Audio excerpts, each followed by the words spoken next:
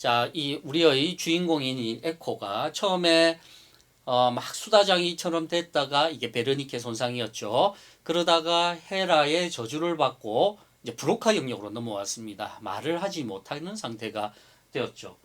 이러한 에코가 사랑에 빠지게 됩니다. 어느 날 길을 가다가 우연히 만난 나르키소스를 보게 됩니다. 나르키소스가 굉장히 잘생겼습니다. 남자가 보더라도 굉장히 수려한 얼굴을 가지고 있었습니다. 그러니까 이 에코가 이 나르키소스를 보고 첫눈에 반해서 이 사랑한다는 말을 하고 싶었습니다. 근데 이 에코는 헤라의 저주에 의해서 브로카 영역이 손상당했습니다. 그래서 남이 하는 말 마지막 부분만 따라하는 그러한 저주에 걸리게 되었죠.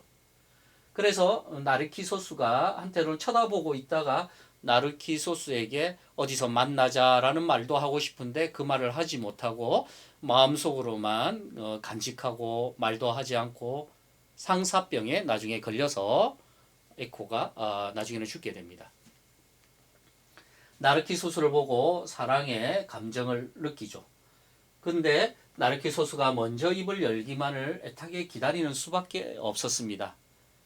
슬픈 마음을 주체하지 못하고 바위로 변해서 목소리만 남게 되는 거죠. 그래서 우리가 산에 올라가면 메아리로 돌아오는 게 그게 에코의 남아있는 모습이다라고 이야기를 하게 됩니다.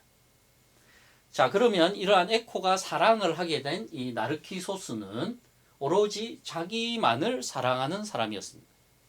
이건 무슨 말이냐면 물속에 비친 자기의 모습을 보고 그 사람을 사랑하게 된 거죠. 아, 이렇게도 잘생긴 사람이 존재했구나 하고 물속에 자기 자신을 사랑하게 되는 이러한 사람이었습니다. 그러면은 이 나르키소스는 이러한 병에 걸리게 되는 거죠. 이걸 현대적 신경과학적으로는 어떻게 이야기를 할 수 있냐라고 본다면은 자기 스스로 타인을 보지 못하고 자기만 본다라는 게 예전에 있어서는 요즘에 있어서 이야기를 하는 게 이제 자폐증 이야기를 하게 됩니다. 나르키소스는 물에 비친 자신의 모습만 사랑을 하게 되겠죠. 그 모습이 자신의 진정한 사랑이라고 생각을 했습니다. 그래서 샘만 바라보다가 탈진해서 목숨을 잃게 되죠. 그래서 나르키소스의 이름을 딴 수선화가 피게 되는 것입니다. 그래서 이렇게 자기 자신만 이렇게 보게 되는 걸 우리가 요즘에서는 이제 자폐증이다라고 이야기를 하고 있습니다. 뭐 다양한 이유가 있습니다. 다양한 원인이 있지만 그 중에 자폐증의 한 부분을 우리가 자기 자신만 타인과 교류가 없는 자기 자신만을 보는 이러한 병이라고 우리가 이야기를 할 수가 있겠죠. 거기에서 우리가 요즘 거울신경계라고 이야기를 하는 부분입니다. 거울신경계는 태어날 때부터 타인의 모습을 보고 배운다. 그래서 그 사람을 보는 게 바로 하는 것이다. 라는 이야기죠. 하품을 하는 사람을 보게 되면 자기가 따라하게 됩니다. 근데 그 전제 조건이 있죠. 그 사람하고의 신뢰 관계가 있어야 됩니다. 그러니까 내하고 모르는 사람이 하품을 한다면 내가 따라 하지는 않죠. 연인들끼리 있으면 옆에 사랑하는 사람이 하품을 하게 되면 당연히 자기는 따라하게 됩니다. 왜냐하면 거울신경계가 작동하기 때문이죠. 근데 이러한 감정 자체를 따라오지 못하는 것이 이 자폐증이죠. 따라서 이 거울신경계는 우리가 이야기하는 이 브로카 영역에서 그걸 담당한다라고 이야기를 하고 있습니다. 또한 이러한 자폐증의 여러 가지 원인 중에 또 이야기를 하는 게 좌우뇌의 그렇죠. 자뇌와 우뇌가 서로 소통을 하지 못한다라고 이야기를 하고 있습니다. 자뇌와 우뇌가 서로 소통하지 못하니까 이 좌뇌가 무슨 생각을 하고 있는지 또한 우뇌가 무슨 생각을 하고 있는지를 알아차리지 못한다는 것이겠죠.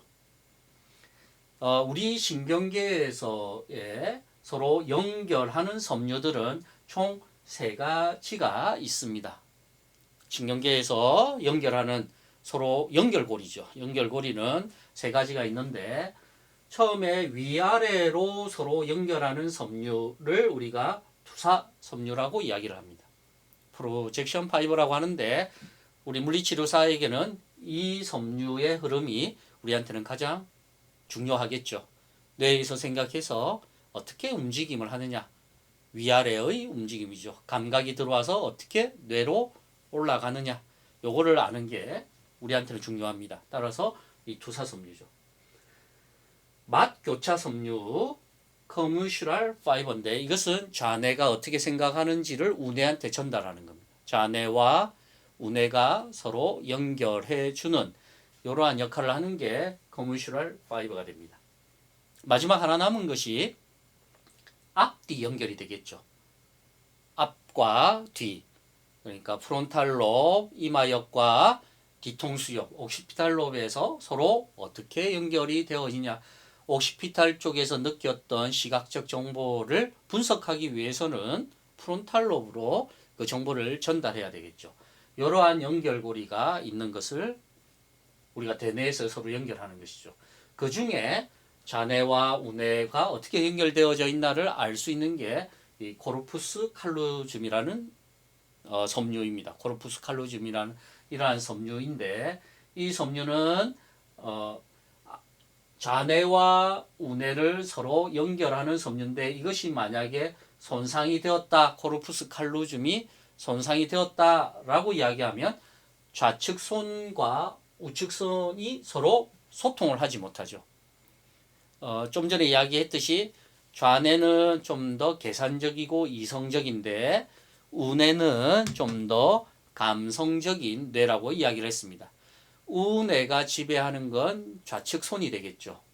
이게 서로 거꾸로 대뇌는 뇌는 신체를 반대로 지배하고 있습니다. 따라서 우뇌를 지배하는 것은 좌측손이 되고 좌뇌를 지배하는 것은 우측손이 되겠죠. 근데 우뇌는 감정적이니까 좌측손은 감정적입니다. 그래서 자기 목을 이렇게 누르고 있고 우측손은 이성적이니까 이 목을 다시 빼는 이러한 역할을 하고 있겠죠.